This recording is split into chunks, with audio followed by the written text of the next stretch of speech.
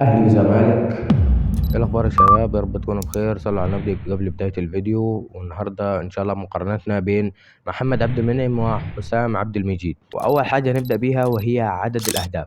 محمد عبد المنعم جاب 10 اهداف، اما حسام عبد المجيد فجايب 9 اهداف، ودي ارقام عاديه لاي مدافع. دلوقتي هنخش في الالقاب الجماعيه. محمد عبد المنعم ماخد دوري مصري 3 مرات، وماخد كاس مصر مرتين، وماخد دوري ابطال افريقيا مرتين، وماخد كأس السوبر المصري 3 مرات، ماخد كأس السوبر الإفريقي مرة واحدة، وماخد المركز الثالث في كأس العالم 3 مرات. أما حسام عبد المجيد فجاب الدوري المصري مرتين، جاب كأس مصر مرة واحدة، وماخد كأس الكونفدرالية مرة، وماخد كأس السوبر الإفريقي مرتين.